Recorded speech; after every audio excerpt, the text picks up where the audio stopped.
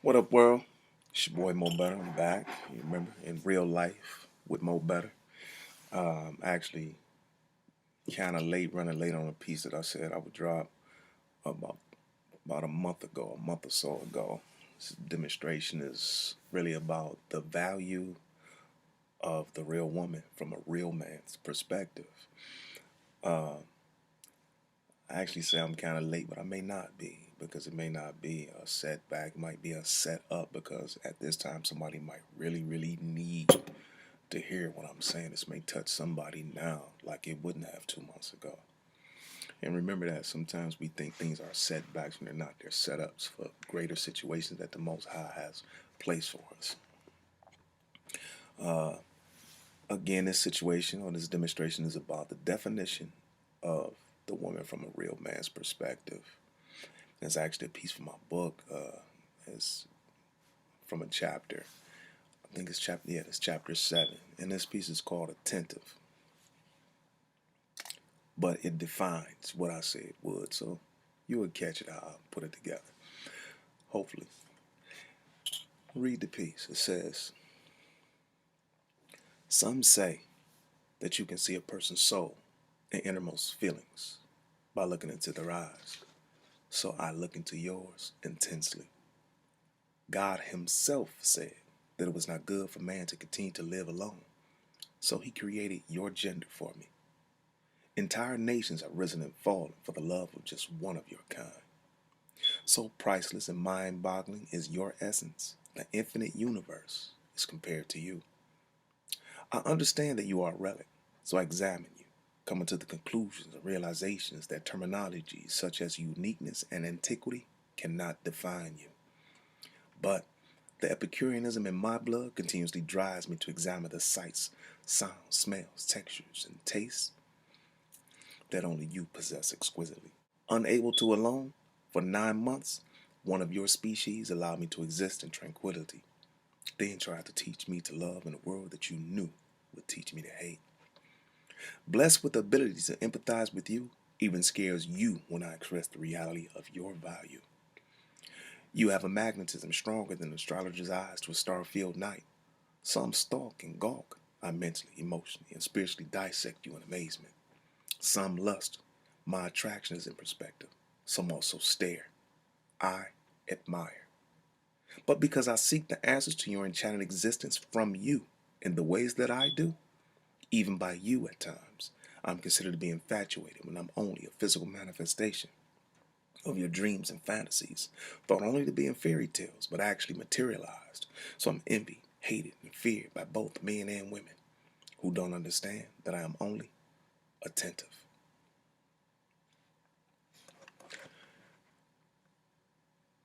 Now I present this piece because I feel that in today's societies, a lot of our women have been dealing with so much miseducation and the opposite of who and what she really is, the misdirection that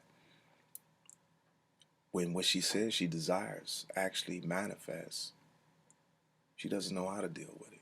So it's rebutted and rejected, not because she just desires to do that, but it's because what she has been reared and trained to do by design. My aim is to try to rebut that and let her see something completely different from those who really see what she is, by actually even defining those who see this in her. And first of all, I want you to understand what attentive is. Attentive means to paying close attention, to be alert or observant, an attentive listener, attentive to detail, just looking at details like an examination, showing care for the needs or desires of others, caring or courteous. A lot of sisters get that today, but it's misconstrued to be something else, which is why I say at in today's times, gentlemen are dead. We're just misconstrued to be tricks. Gentlemen are dead. Courteousness isn't gone. It's misconstrued to be something completely different other than what it is now by design. And we need to unlearn what we have been miseducated to believe. I'm going to divine this piece. And I want you to look at the first phrase. It says that some say that you can see a person's soul and most feelings by looking into their eyes. So I look into yours intensely. When you're speaking to, or when we are speaking to a woman that we care for, we look into her eyes intensely. Look into the eyes intensely, that means extreme force, degree. It's great, it's acute, it's severe, it's exceptional, extraordinary, strong, powerful, potent, overpowering, vigorous, serious, intense, heat is the definition. So when a real man is dealing with and or looking for a real woman, as Sarah, Rebecca, or Rachel, does it not compel him to do what the analogy states in the definition? It is a job that demands intense concentration. And when we desire another to be in our lives forever, or to see if we can get that far, we do this with and in the intent of seeing if this physical attraction goes beyond what we can see with the eyes, but also inside the eyes. Now, when you talk about looking inside the eyes, you ever see a doctor when you go into there and look in your eyes with that light? See, he's been trained to see something that a lot of us misconstrue and don't even understand. Every organ in your body, you hear me? Organ. So that means very, very serious. Every organ in your body is actually displayed also in your eye. A lot of us don't know that, but that's one of the things that we're doing. We're looking at that. And what we can touch, we're looking for what we can touch without the hands. The tangibility of our compatibility that extends beyond the physicalities. We're looking for that intensity. We're examining you. Not situations of intimidation all the time, as some people do. You had a phrase too that says, God himself said that it was not good for man to continue to live alone. So he created your gender for me. Now, from a biblical perspective, Adam was made perfect with a perfect brain and with an undefiled planet. Being a perfect man with a perfect brain and perfect abilities, do you not believe that Adam could steal from his date of being manufactured till today, could still be figuring out the magnificence of the planet that God made? We, and with as many people that are here today, specialists in whatever fields, have not found out all there is to know about the species or the specifics that they deal with. Birds, bees, the animals, the plants, the trees, and so on. You can be studying this for 40, 50 years, one species, one situation, 40, 50 years, and you still do not understand it. So can you imagine Adam with a perfect brain being able to study one situation? Could God have not made another awe-inspiring mountain? Another species of the king of the jungle? Could he have not made another form of whale? How about another form of gorilla? What about another planet or more stars? Could not, could, could, could not just one of these things, let alone all of them together, be enough for the man to be captivated by and with a perfect brain? Still today, yet God with his perfection and omnipotence, having unlimited power, able to do anything. Let's look at it. All powerful, almighty, supreme, preeminent, most high, invincible, unconquerable in knowledge and wisdom. That's what he did. The person with the being with those abilities. All powerful, almighty, supreme, preeminent, unconquerable in knowledge, made you for me. He didn't make something else for me to be all that and inspired by but you. That's powerful. And that's how potent you are. Now think about that value. He could have made anything for us to be looking at another diamonds. Anything that we in our miseducated, imperfect human brains think about that is considered to be valuable. He didn't make those things for us. He made a woman. He made you. Now phrase 3 in this piece. It says, entire nations have risen and fallen for the love of just one of your kind. Whether it be love or just mere lust or infatuation, the attention of woman has done exactly that. Made men build nations, go to war, keep peace at times, and even die. What was King Solomon's issues at 1 Kings 11:4-9? Are you familiar with Cleopatra? Only male children received an inheritance. But Egypt at that time was left to her, a woman. Anybody familiar? We have a common name today. It's called Candace. It's actually Candace, and it actually comes from an ancient Amharic language, Ethiopia, to where actually there was not a king of Ethiopia. Well, there was a king, but he was actually ruled by the queen who actually had all the say so on what was going on in Ethiopia. You got the hanging gardens that were built for women and wives and different things. Countries have been named after wives and women and things of that nature. So do you understand where I'm going with that? You got phrases 4 and 5. We're going to put them together. It says that so priceless and mind-boggling is your essence. The infinite universe is compared to you. Overstand that you are a relic, so I examine you, coming to the conclusions and realizations that terminology such as antiquity and uniqueness cannot define you. Even though stars are not manufactured in the process of procreation, when they are brought into existence from a nebula which is considered to be as the womb and stomach of a woman, the star is termed to be what? Born or birthed. Earth is termed to be what? A mother, a nurturer to all that we know life to be on this planet. And as vast and intriguing and complex as it is, you are not called anything by it.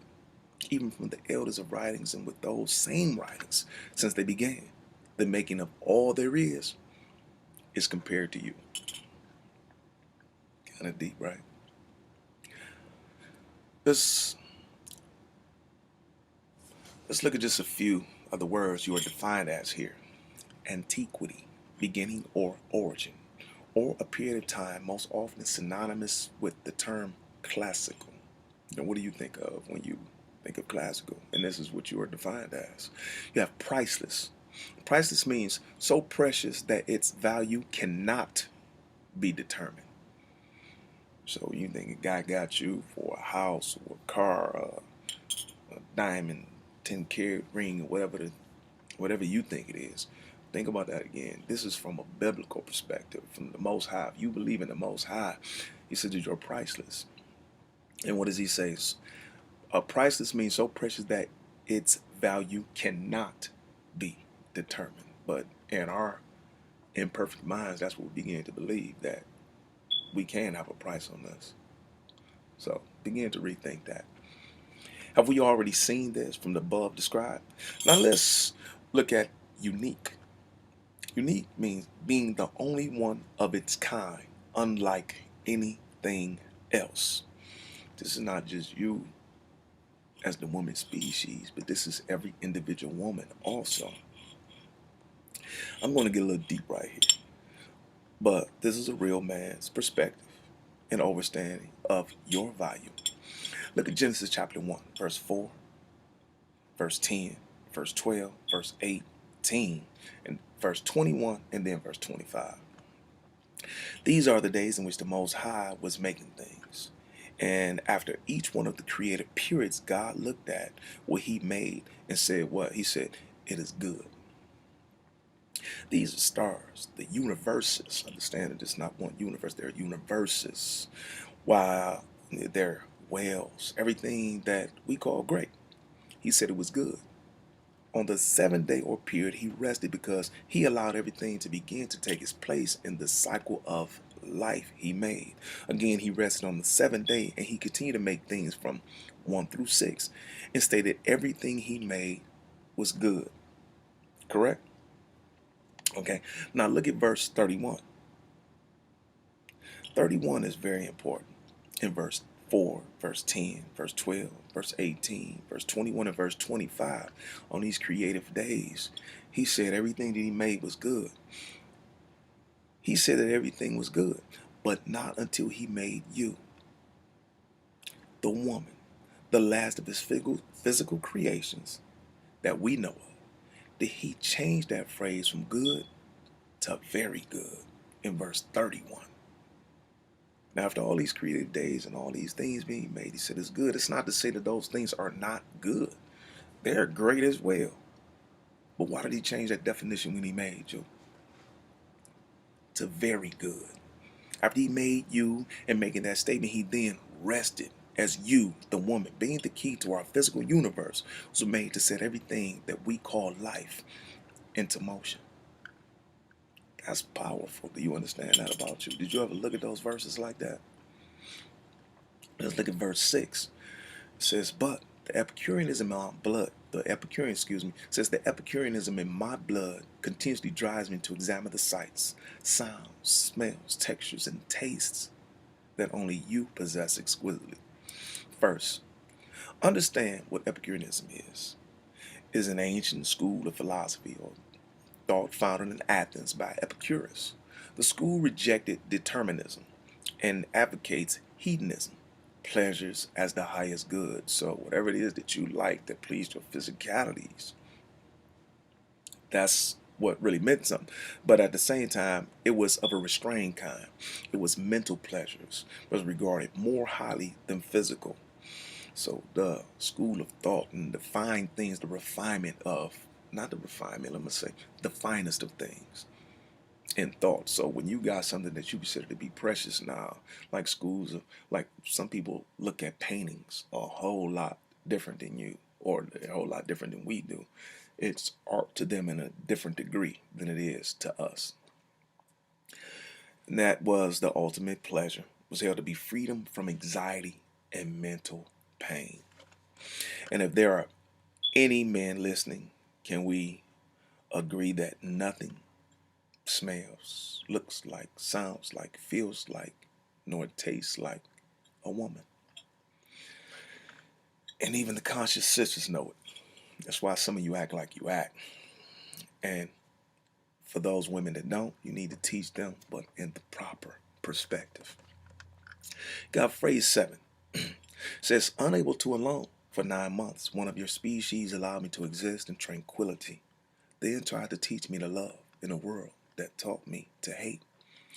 Does a mother not treat her child with delicacy while she carries it and teaches it to be a gentleman or young lady, even in a world that may have treated them or may have treated her horribly and caused her anguish, but she still teaches you to love? That's powerful.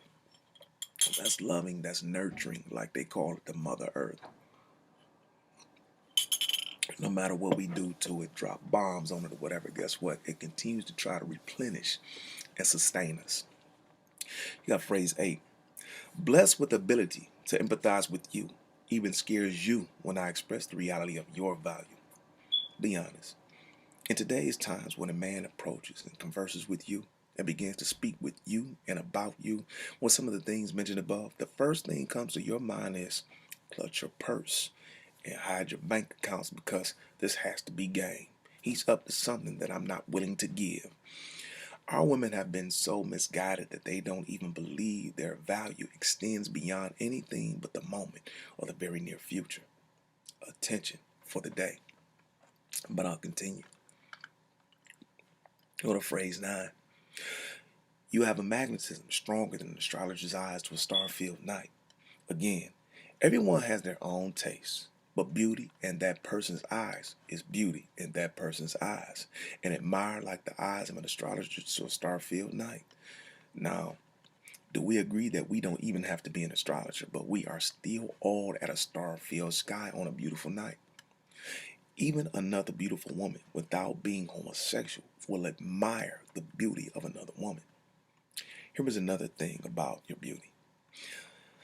This is going to get deep again, but something I want you to understand. If this is also from a biblical perspective, I want to ask you a question.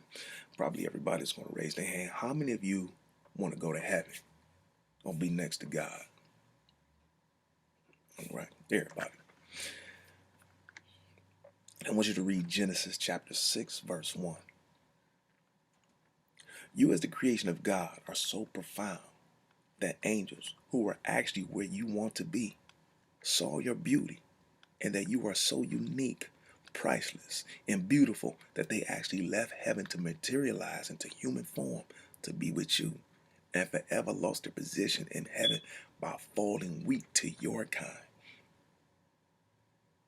Now, if a powerful angel in heaven can become weak to you, how valuable are you for real? I want you to think about that and read it yourself. It's not something I made up. Phrase 10 says, some stalk and gawk. I mentally, emotionally, and spiritually dissect you in amazement. Some lust. My attraction is in perspective. Some also stare. I admire. But because I seek the answers to your enchanted existence from you in the ways that I do, even by you at times, I'm considered to be infatuated when I'm only a physical manifestation of your dreams and fantasies, not only being fairy tales, but actually materialized. So I'm envy, hating, and fear that both men and women who don't understand that I am only attentive. I'm only examining you. I'm only paying close attention in detail to everything about you to understand your value and relate that to you. See, this final part is really about the real man that sees all of the above and can actually relate these things to you, treat you this way, and even understands why you don't know who he really is. So please, sister, get out of this millennium thought process of independence that you have been tricked with in order to listen, in order so that you can really listen to a real man that can show you that the one who made you to be very good did not make you to be independent, but very, very compatible as a pair. Bone of man's bone, flesh of man's flesh. So your value, antiquity, beginning, or origin, or period of time, most often synonymous with the terms classical, priceless, means so precious that its value cannot be determined. Unique, being the only one of its kind, unlike anything else. Now, when you get this brother who can relate these things to you, and there is nothing coming with it as into give me, can you, will you allow me to, or anything other than actually trying to upbuild you or build you up, start paying attention. Sit back, don't become so rebuttal. Or trying to rebut a situation. Sit back and just listen sometimes. Examine it. Let me tell you, there's something that tells the truth about all things. So if this man that's displaying these things to you for real, time will tell. Treat yourself as precious as you have been defined here. Like the diamond you are. It takes thousands and thousands of years to make a diamond. Not saying you won't make that man wait that long. Thousands of years, we don't last that long. However the situation is, take your time. Become that diamond. Make him understand. No, make him understand that you are that diamond. Make him show you what you're talking about. That doesn't mean give me a trip to the Bahamas, Dominican Republic, Jamaica, buy me a car. That's not what that means. It means let him show you. Because that's what caring will do. That's what attentive will do. It will continuously define these things to you, but at the same time, don't reject it. Try your best to learn about these things from yourself and appreciate that brother that's in your life. Again, understand or try to understand that we as a people, especially our women, have been misguided and miseducated to believing that your value is based on material objects. It's based on what a man can give and provide for you. And it's really not. That's not from a material perspective. So I really want you all to think about that. It's about what can he place in here? What can he place in here? What can he make you feel and see beyond sexual penetration? When he's not there, can you feel him? Because what he's implanted in you from your perspective and the value of yourself. Embrace these attentive men that can teach you who you really are.